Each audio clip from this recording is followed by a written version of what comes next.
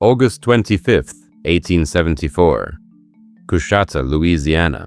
The sun is setting blood red over the Red River Valley, and Marshal Homer Twitchell can hear them coming. 800 voices, maybe more, drunk, angry, chanting death. He's trapped in the basement of Thomas Abney's store with 5 other men, all of them white Republican officials who made one fatal mistake. They believed black people deserved to vote. Outside, the White League militia surrounds the building. Someone shouts, "Kill the carpetbaggers." Someone else yells, "Hang them all." Twitchell grips his Bible tighter. He's a Union Army veteran. He survived the Civil War. But he knows deep in his gut he's not surviving this. And 15 blocks away at the African Methodist Episcopal Church, 20 black men kneel in prayer. Their rifles lean against the pews. Their fathers, deacons, Sunday school teachers, farmers. They organized a faith militia to protect their right to vote, and White League terrorists have marked them for death. The pastor whispers, "Lord, give us strength." One of the deacons loads his shotgun. They know what's coming. In 48 hours, 6 white leaders will be executed on a dirt road, their bodies dumped in the Red River. 5 to 20 black witnesses will be massacred. Some hanged from trees, others shot and buried in unmarked graves. The Reconstruction government in Red River Parish will collapse. Black voter registration will drop from over 1,000 to 0 in 2 months. And for 100 years, textbooks will call this a riot. Not a massacre, not terrorism, a riot. This is the story they drowned in the Red River. This is your stolen democracy. And if you think voter suppression started in 2020, you're about to learn where it really began. You've been lied to your entire life about voting rights in America. They told you the 15th Amendment gave black men the vote in 1870, and everything was fine after that. They skipped the part where white terrorists slaughtered thousands of black voters and their white allies to overthrow democracy itself. They never mentioned Coushatta. They never mentioned that your great-great-grandparents died defending a right that was stolen at gunpoint. By the end of this video, you'll know how black faith leaders organized armed church militias to protect polling stations in Louisiana.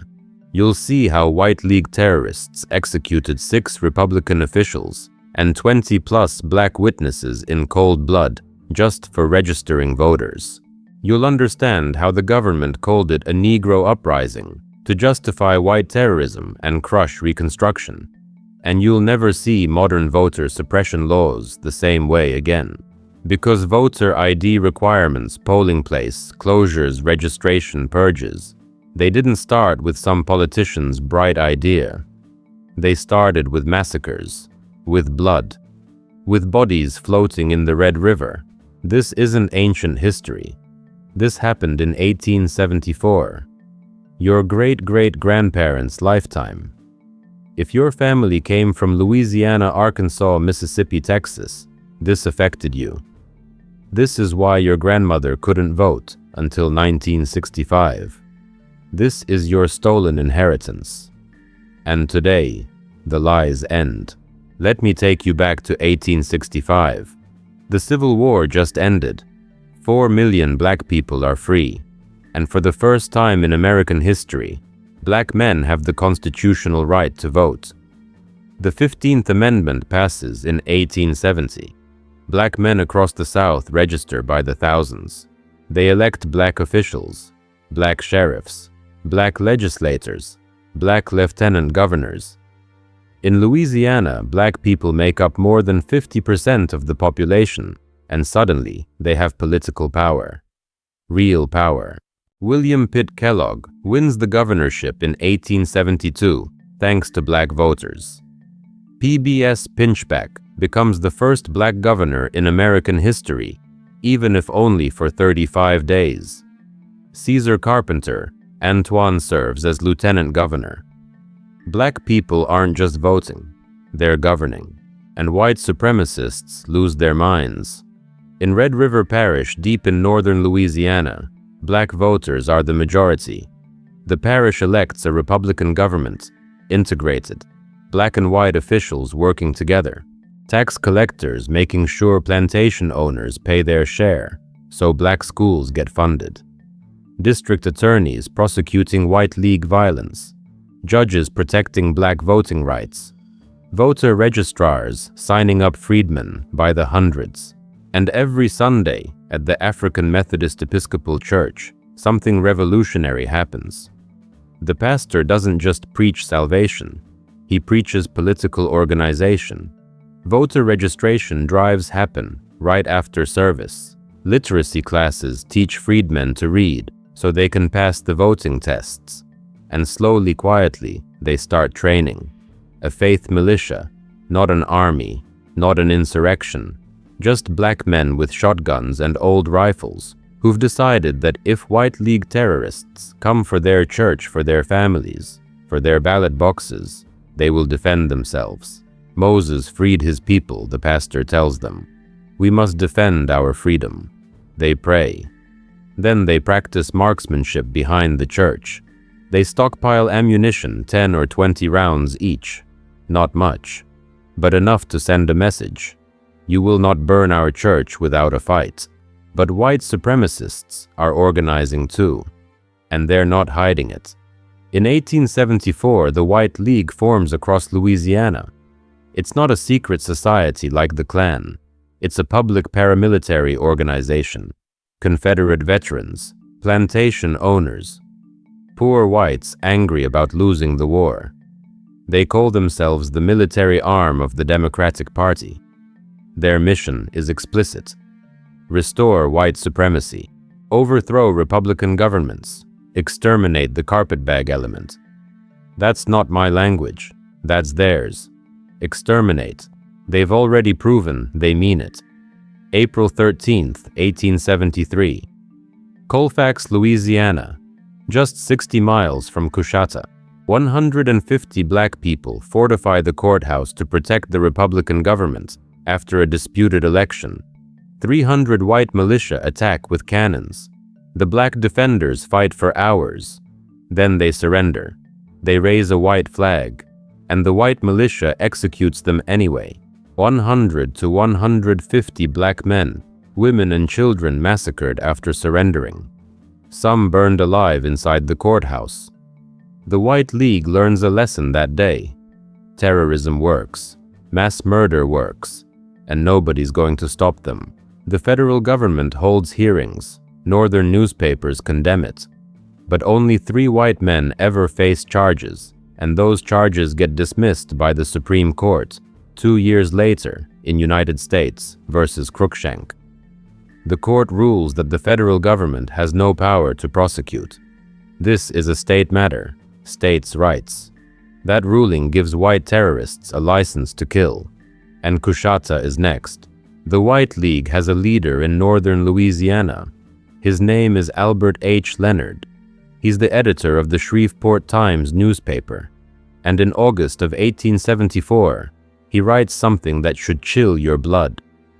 We must murder these carpetbaggers and instill fear in black communities. Not hide our intentions, not restore order. Murder. That's the word he uses. Murder. In print. In a newspaper. And nobody arrests him. The plan is simple.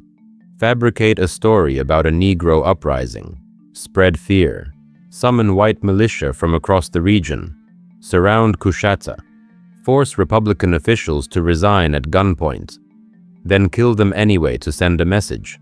And kill every black witness so nobody can testify. In the 3rd week of August, rumors start spreading. Negroes are planning to kill all the whites. Black people are stockpiling weapons for an insurrection. The freedmen are going to massacre white families. None of it is true. Not one word. But within 48 hours, armed white men start pouring into Coushatta from Texas, from neighboring parishes, from plantations across northwestern Louisiana. 300 men, 500, 800. Some estimates say 1,500.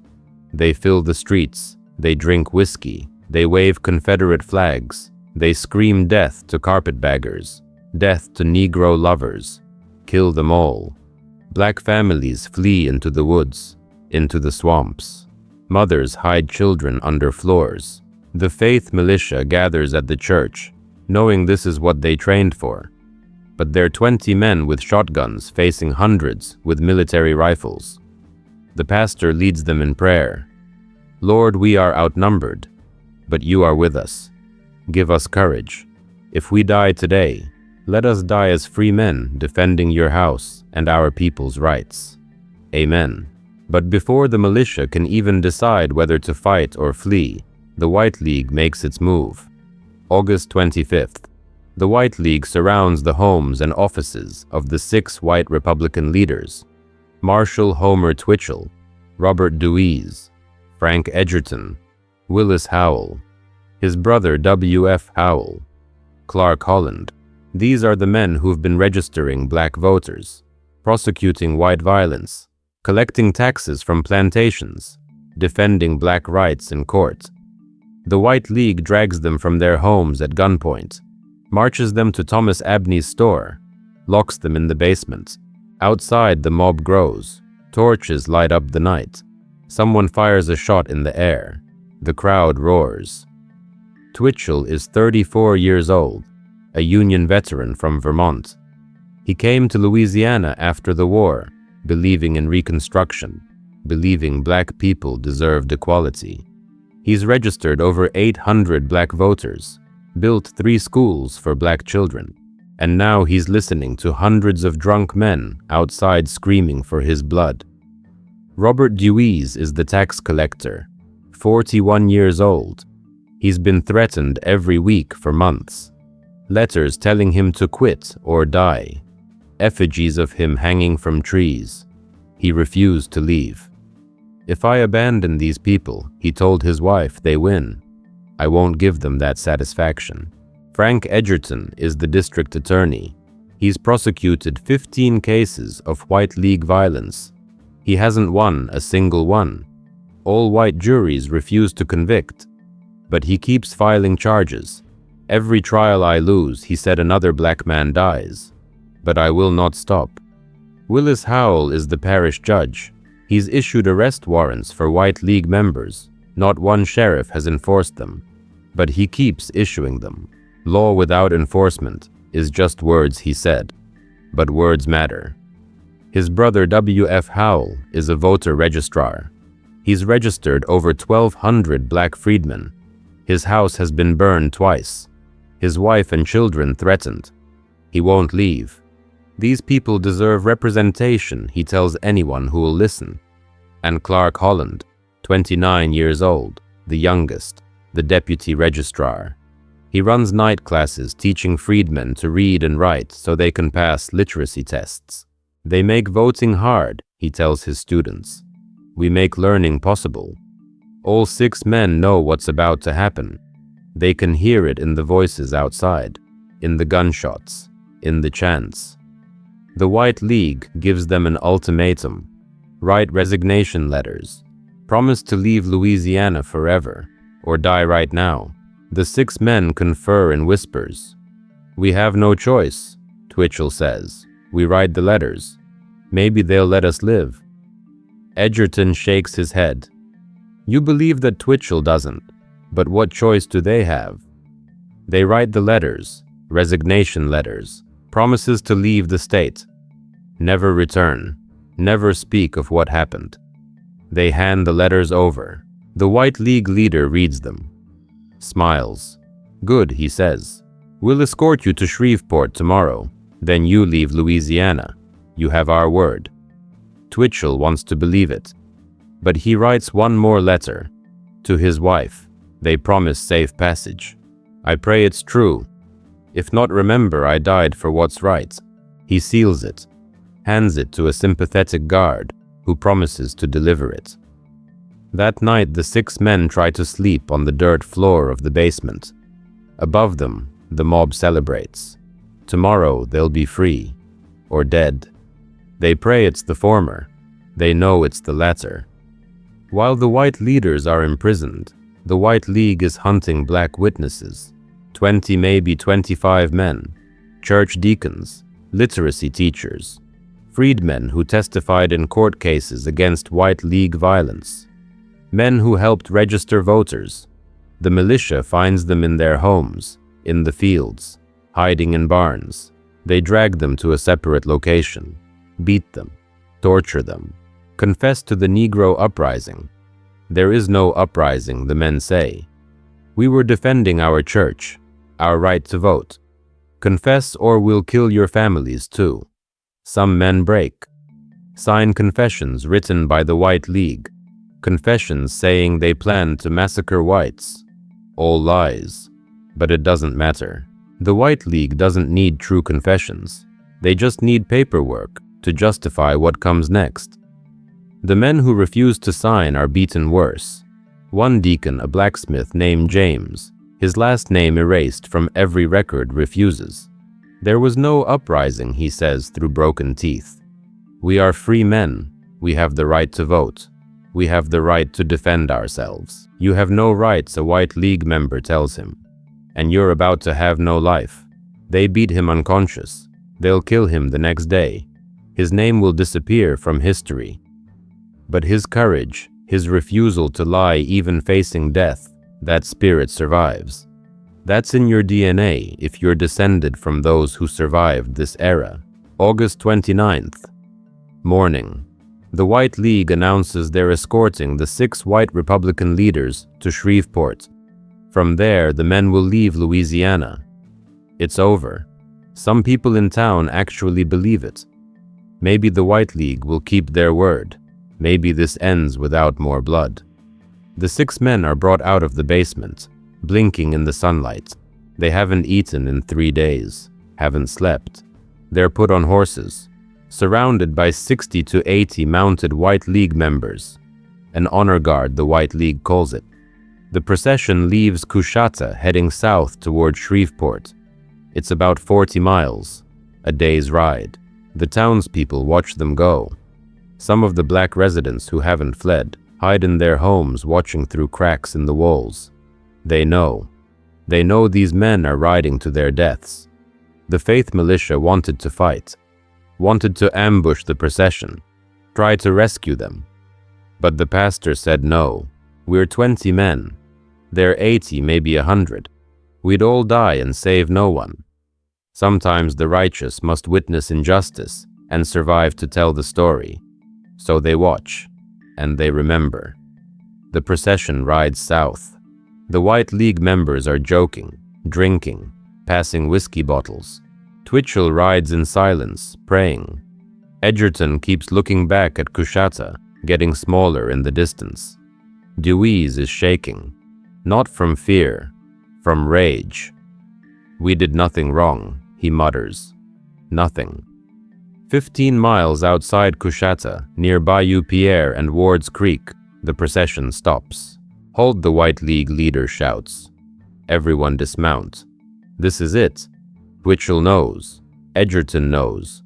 They all know. Edgerton finds his voice.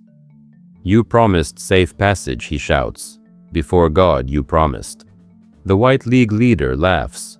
God ain't here, carpetbagger, and we don't make promises to nunker lovers. The 6 men are lined up, rifles raised. Wait. Holland screams.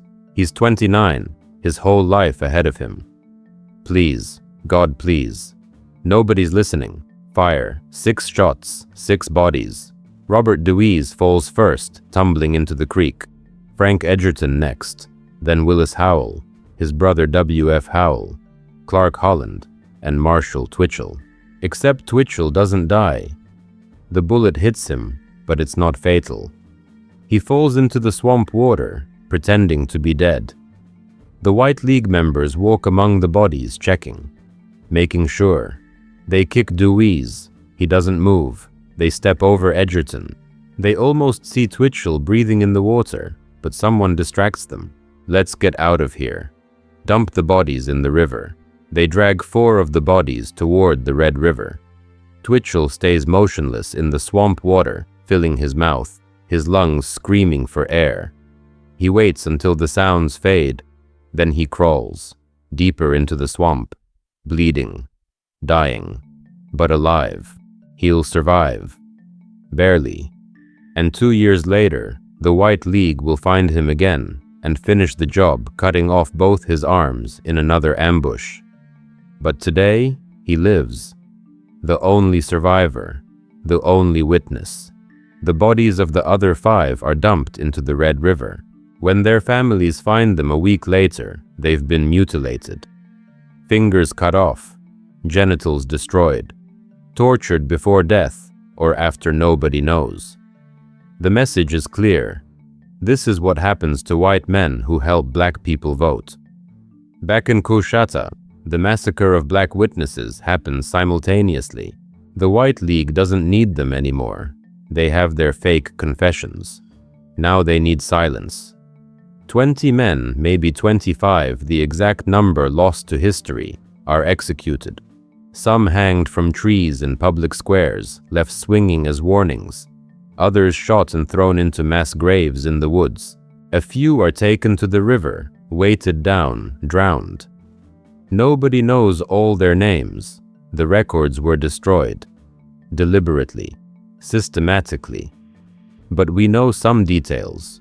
We know a Sunday school teacher named Sarah, last name erased, was murdered for teaching black children to read. We know the blacksmith James, who refused to confess, was beaten to death. We know a deacon whose name is completely lost, organized the faith militia, and died defending the church. Their families don't dare claim the bodies. If you ask about your husband, you'll join him. White League members tell the widows. The bodies rot where they fall, or float down river, or lie in unmarked graves that still exist somewhere in the Louisiana woods. Nobody knows where. And for 100 years, nobody looked. The faith militia disbands that day. The AME church closes. Black voter registration in Red River Parish drops from over 1,000 to 0 in 8 weeks. Every black official resigns. Every carpetbagger flees. The White League installs a completely white supremacist government, and Reconstruction in Red River Parish is over. Dead. Drowned in the Red River with the bodies. The nation hears about Coushatta. Northern newspapers run the story. Outrage spreads through Republican circles in Washington. President Ulysses S. Grant condemns the violence. He calls it barbaric, un-American, a threat to the Republic. Congress holds hearings. Witnesses testify. The evidence is overwhelming. Mass murder, overthrow of elected government, terrorism. But nobody does anything. Grant doesn't send federal troops. Congress doesn't pass enforcement legislation. The Justice Department doesn't prosecute. And the White League learns the most important lesson of Reconstruction. Terrorism works. Murder works. And nobody's going to stop us. Within 2 weeks of Coushatta, the White League is planning something bigger. September 14th, 1874. New Orleans, the Battle of Liberty Place. 1,500 White League militia march on the state government. They're trying to overthrow the entire Reconstruction government of Louisiana. Not just one parish. They fight integrated police forces. They fight black militia members. They fight for hours in the streets of New Orleans. Eventually, federal troops arrive and suppress the coup. But the message is sent. We are willing to wage war to restore white supremacy. And 2 years later, in 1876, they get what they want.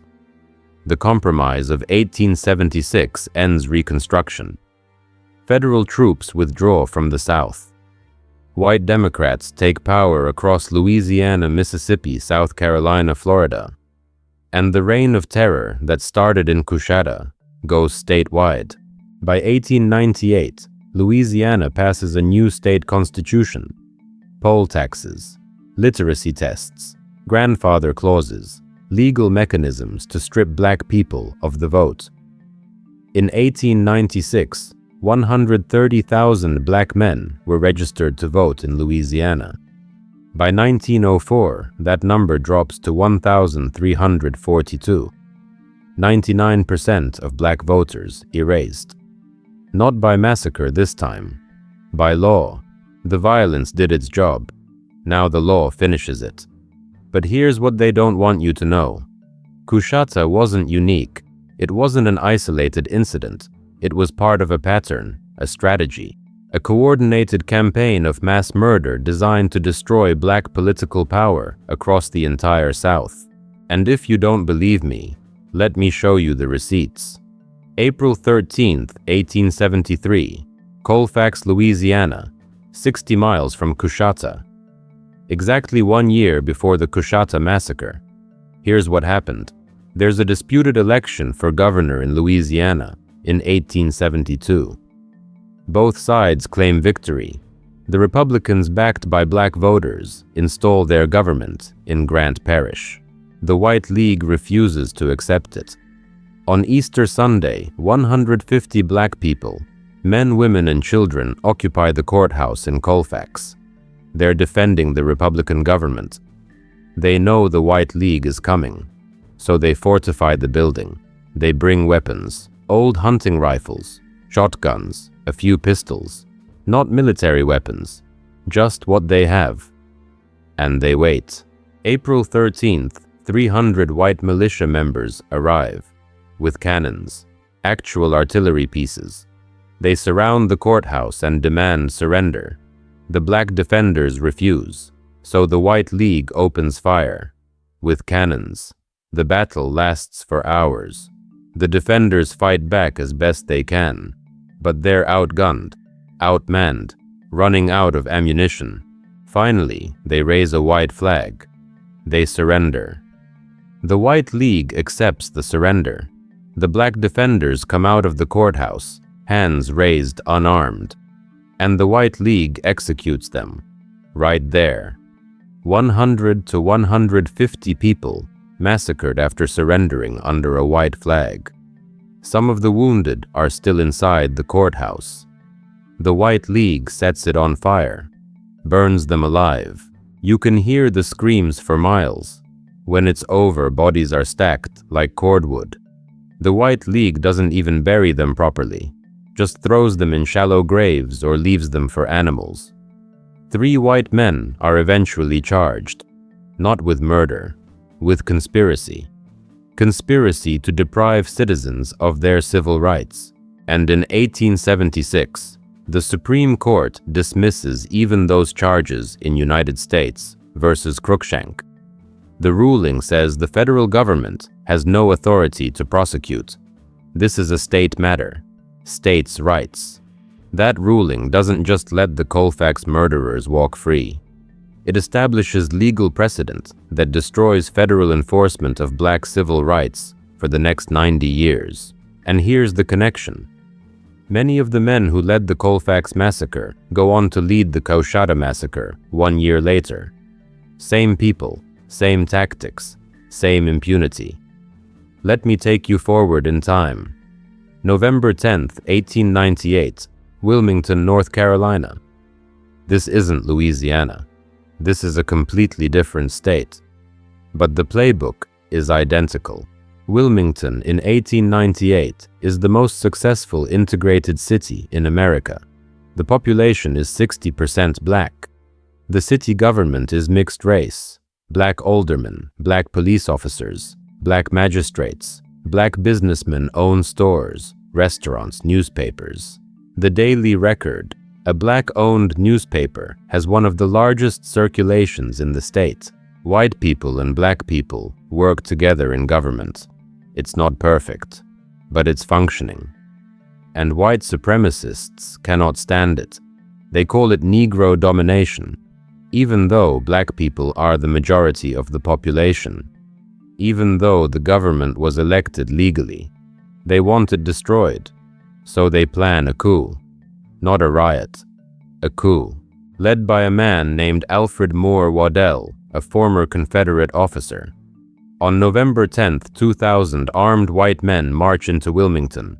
They're organized, uniformed, carrying military rifles.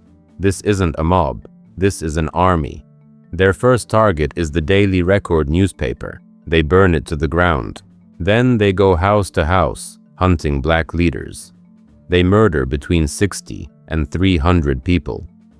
The exact number is hidden because they destroyed the records. They forced the entire city government to resign at gunpoint. The mayor, the alderman, the police chief, everyone. Then they install their own government. Alfred Moore Waddell declares himself mayor, and he serves until 1905. He's never prosecuted, never charged. He dies a respected citizen. This is the only successful coup d'etat in United States history, and for over 100 years, it was called the Wilmington Race Riot. Not a coup, not a massacre, a riot, blaming the victims. It wasn't until 2006 that North Carolina officially changed the name to the Wilmington Coup and Massacre. 108 years later, and it still wasn't taught in most schools. Let me give you another one. September 30th, 1919, Elaine, Arkansas. World War I just ended. Black sharecroppers in Arkansas are being exploited brutally. They're paid $1 or $2 per 100 pounds of cotton. The cotton is worth $20 or more. The white landowners are stealing from them. So the sharecroppers do something radical. They organize a union, the Progressive Farmers and Household Union. They meet at a church in Hoop Spur, just outside Elaine. They're planning to demand fair wages, fair accounting, their constitutional rights. They know it's dangerous. So some of them bring guns to guard the church during the meeting, just in case. September 30th, 1919. White men approach the church and open fire. The guards fire back. One white deputy is killed. Immediately, the newspapers scream Negro insurrection. Black people are trying to massacre whites. It's a complete lie. They were defending themselves at a church meeting. But the lie spreads. White mobs form. They're joined by federal troops, actual U.S. military soldiers fighting alongside white supremacist mobs against black sharecroppers. Over the next 2 days, they hunt black people through the swamps and woods of Phillips County. They execute between 100 and 240 people, maybe more. Nobody knows the exact number because records were destroyed. 12 black men are arrested, given sham trials, and sentenced to death for murder. They were defending themselves. They didn't start the violence, but they're the ones sentenced to die. Not one white person is charged despite murdering over 200 people. The NAACP appeals the convictions. It takes 6 years, but eventually the sentences are overturned. But the massacre itself is never prosecuted, never acknowledged, and for decades it's called the Elaine Race Riot, again blaming the victims. The pattern: organizing at church equals insurrection, self-defense equals uprising, and white terrorism equals restoring order. One more. January 1st through 7th, 1923. Rosewood, Florida. A small town, mostly black residents. About 300 people. They own their land, run their own businesses, have their own churches, their own Masonic lodge. It's a functioning, prosperous black community. The neighboring town, Sumner, is white and poor and resentful. January 1st, a white woman named Fannie Taylor in Sumner claims she was assaulted by a black man. It's a lie. She was beaten by her white lover and blamed a black man to cover up the affair. But the lie is enough. White mobs from surrounding counties descend on Rosewood. For 7 days, they systematically destroy the town. They burn every single building, every home, every church, the Masonic lodge, everything. They hunt residents through the swamps. They murder between 6 and 150 people. Again, the exact number is hidden. The survivors flee. Some escape on a train. Others run through the woods and never come back. By January 7th, Rosewood doesn't exist anymore. It's not damaged. It's not burned. It's erased. Completely gone. The land is stolen. White people claim it. And for 70 years, nobody talks about it. The survivors are too terrified. Their children are taught don't speak of Rosewood.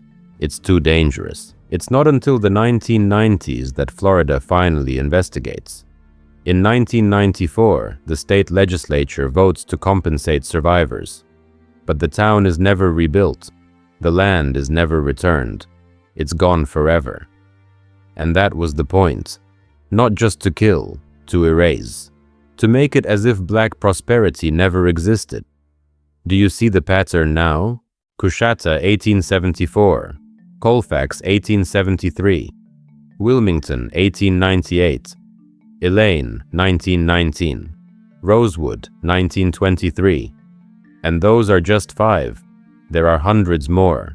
Hamburg, South Carolina, Ocoee, Florida, Springfield, Illinois, East St. Louis, Illinois, Tulsa, Oklahoma.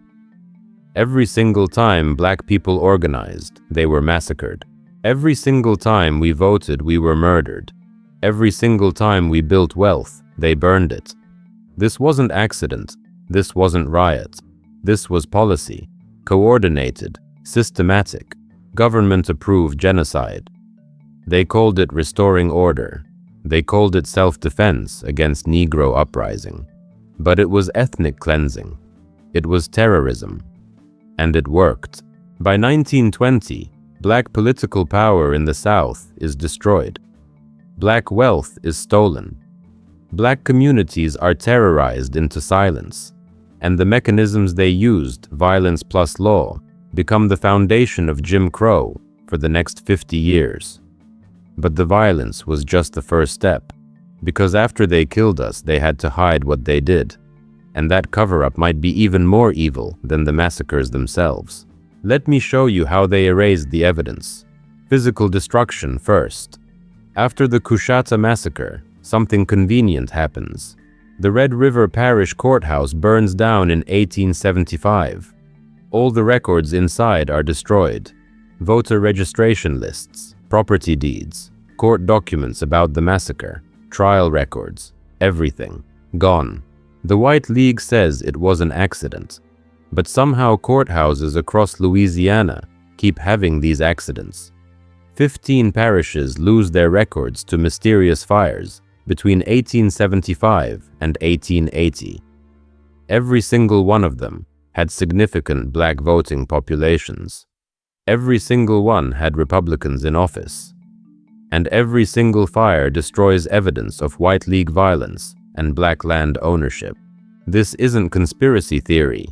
This is documented historical fact. They burn the evidence, deliberately. In Coushatta specifically, the property records of the 6 murdered Republican officials disappear.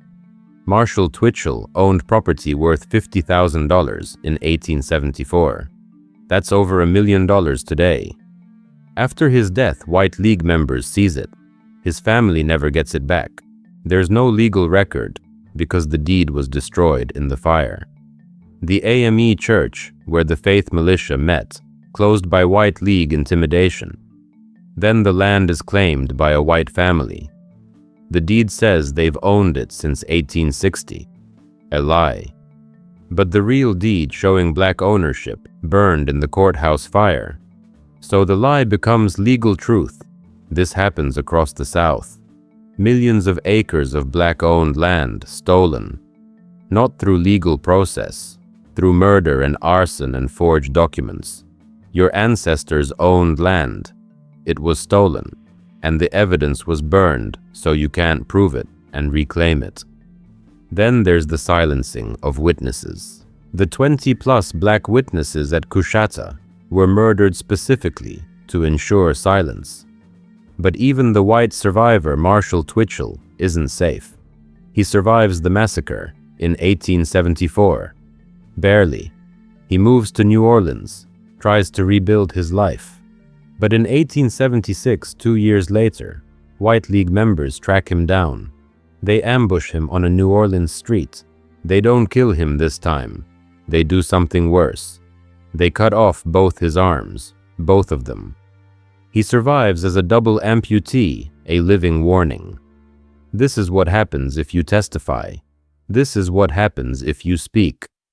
The message works. Witnesses across Louisiana stop talking. Families of victims stop asking questions. If you demand justice for your murdered husband, you'll join him. If you try to reclaim your stolen land, you'll disappear. The terror creates silence, and silence allows the lie to become history. For 3 generations, families who survived these massacres don't talk about them. Grandparents tell grandchildren, don't ask about that. It's dangerous. Don't speak those names. Don't dig up that past. The trauma is passed down, but the details are lost, deliberately fragmented. And that's exactly what the perpetrators wanted. Now let's talk about legal suppression. The Colfax Massacre leads to the most important Supreme Court case you've never heard of. United States versus Cruikshank, 1876. 3 white men are charged federally for their role in murdering over 100 black people at Colfax. Not charged with murder. That would be a state crime. They're charged with conspiracy to deprive citizens of their civil rights under the 14th and 15th Amendments. The case goes to the Supreme Court, and the Supreme Court dismisses all charges. The ruling says the 14th and 15th Amendments don't give the federal government power to prosecute individuals. Only states can do that. And if states refuse to prosecute, which Louisiana absolutely refuses, then nobody can be held accountable. This ruling doesn't just free the Colfax murderers. It establishes precedent that destroys federal enforcement of black civil rights for 90 years. After Cruikshank, the federal government effectively gives up on protecting black people in the South. No prosecutions, no protection. States' rights becomes a license to murder. And over the next 20 years, over 2,000 political murders happen in Louisiana alone. 2,000. 0 convictions. 0. Because all white juries refuse to convict white defendants for killing black people. And the federal government says it has no authority to intervene. The legal system doesn't fail. It works exactly as designed. To protect white supremacy, then come the laws that make suppression legal. After Reconstruction ends in 1877, southern states start passing new constitutions. Louisiana's comes in 1898. It includes poll taxes. You have to pay $1 to $2 to vote. That's a week's wages for a sharecropper. If you can't pay, you can't vote. Literacy tests. You have to read and interpret a section of the state constitution to the satisfaction of a white registrar. The questions are designed to be impossible.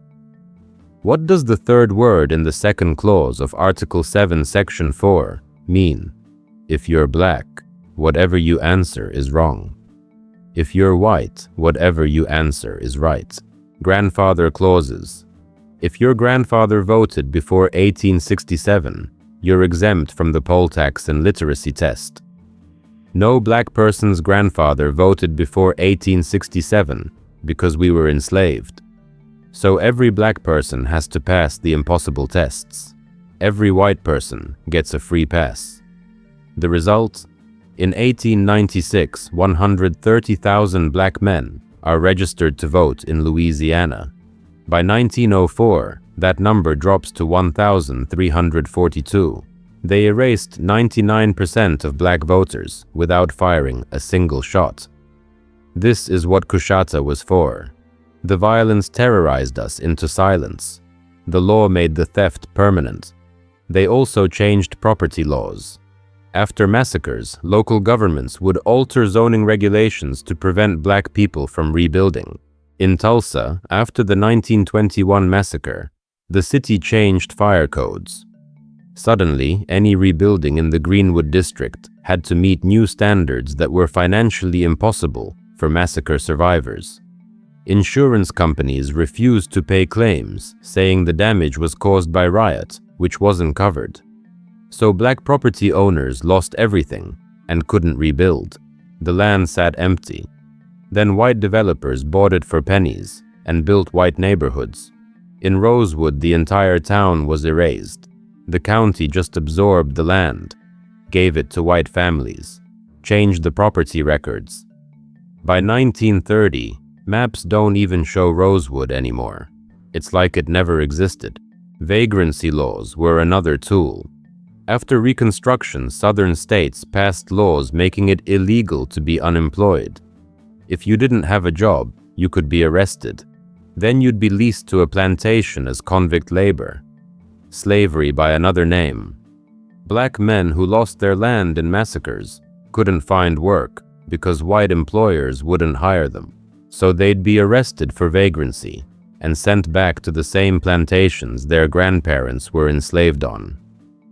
The 13th Amendment has a loophole. Slavery is illegal except as punishment for crime. So they criminalized being black and poor. Then they enslaved us legally. Now let's talk about educational erasure. This might be the most insidious part. After the massacres, after the legal theft, they had to make sure future generations didn't know what happened. So they took control of the textbooks. In Louisiana, the Coushatta Massacre wasn't taught in public schools until the 1990s.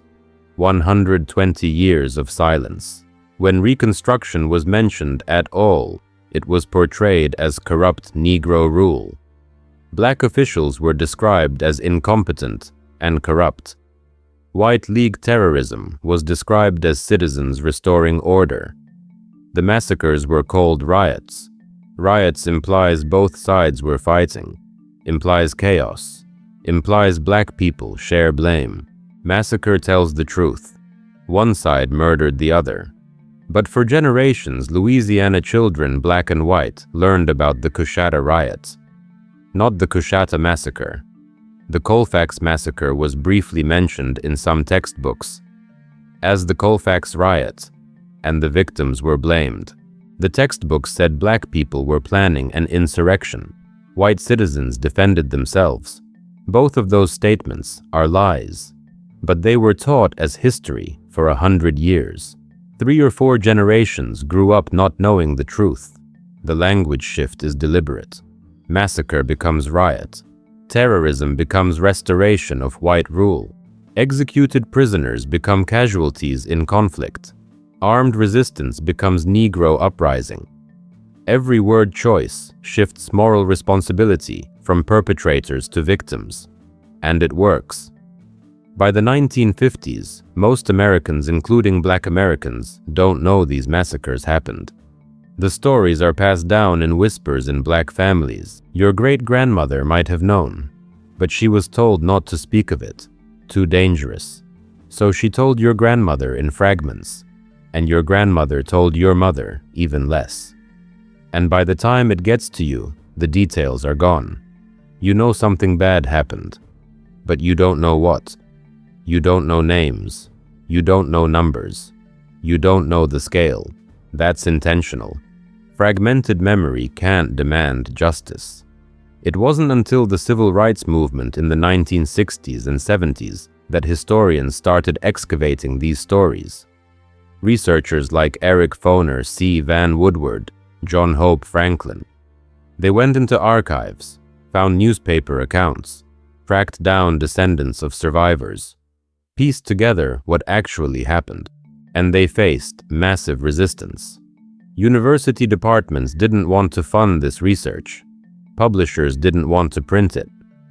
White Southerners accused them of stirring up trouble. Why are you digging up the past? Let it go. But truth doesn't die just because you bury it. It waits, and eventually it rises. The media manipulation was systematic. The Shreveport Times, whose editor Albert Leonard literally called for the murder of carpetbaggers, reported the Coushatta Massacre as brave citizens foiling a Negro conspiracy. The murdered officials were described as agitators who incited race war. The executed black witnesses were described as co-conspirators in an uprising that never existed. Northern newspapers condemned the violence, but they didn't follow up. They didn't send investigators. They didn't keep the story alive. It was one story among many in the chaos of Reconstruction's collapse, and within weeks, it was forgotten. The victim-blaming narrative became the default. This pattern repeats in every massacre. Tulsa, 1921. The newspapers blame black people for attacking whites first. Lie. Elaine, 1919. Negro insurrection foiled. Lie. Wilmington, 1898.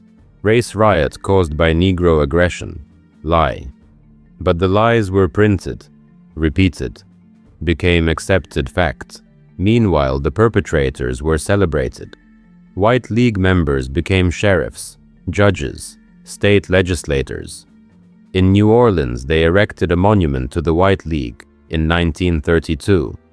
The Liberty Place Monument. The inscription literally celebrated white supremacy. It said, "United States troops took over the state government and reinstated the usurpers." But the national election of November 1876 recognized white supremacy and gave us our state.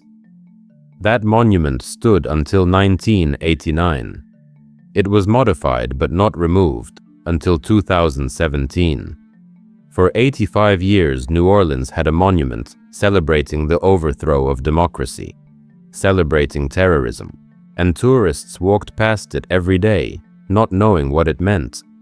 Black newspapers tried to tell the truth, but they were shut down. The Wilmington Daily Record was burned during the coup. The editor fled for his life. Ida B. Wells, the great journalist and anti-lynching crusader, documented massacres and lynchings in her newspaper. White mobs destroyed her printing press in Memphis and threatened to kill her. She had to flee to Chicago. Any black journalist who tried to document the truth faced death threats. Their offices were burned. Their lives were destroyed. So the counter-narrative was crushed. The truth was silenced, and the lie became history. Until now. Until people like you watch videos like this and learn what they tried to hide. This is why this channel exists. This is why these stories matter. Because they tried to erase us. They failed. We're still here, and now we know.